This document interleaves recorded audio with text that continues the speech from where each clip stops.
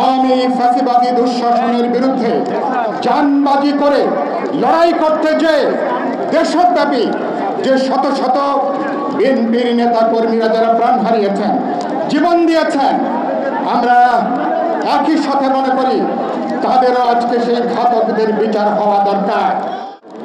গত 16 বছর এবং 36 দিন এই ফ্যাসিবাদী দুঃশাসনের বিরুদ্ধে দেশব্যাপী বিএনপি সহ বিরোধী দলের নেতা কর্মীদের যে হত্যা, যে গুম, যে খুন এবং যে গণহত্যা সংঘটিত হয়েছে, তাদের কিছু পরিবার আজকে তারা এখানে হাজির হয়েছেন।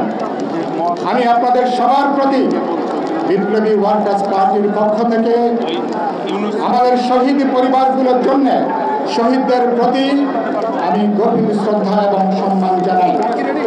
যারা নিহত হয়েছেন, যারা আহত হয়েছেন, তাদের প্রতি আমাদের গভীর সমবেদনা।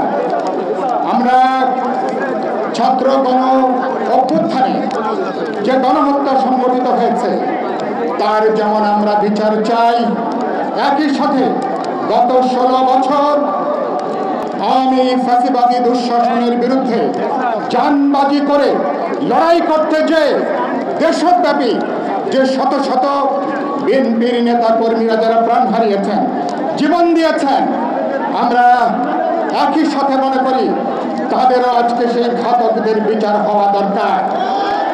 আজকে এই গণহত্যা এবং এই ফ্যাসিবাদী দুঃশাসনের বিরুদ্ধে যারা নিহত হয়েছেন সবাইকে শহীদের মর্যাদা দেওয়া দরকার। এবং দিয়ে আমি পরিষ্কার বলতে চাই, তাদের সবাইকে আপনারা রাষ্ট্রীয় সম্মান প্রদান করবেন, পরিবারগুলোর পুনর্বাসনের ব্যবস্থা করবেন।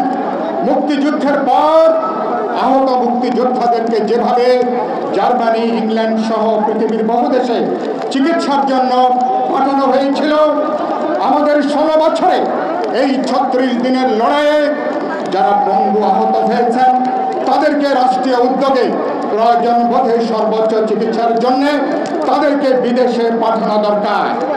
16 বছরের সকল শহীদ পরিবারগুলোকে রাষ্ট্রীয় উদ্যোগে তাদেরকে পুনর্বাসন করা দরকার।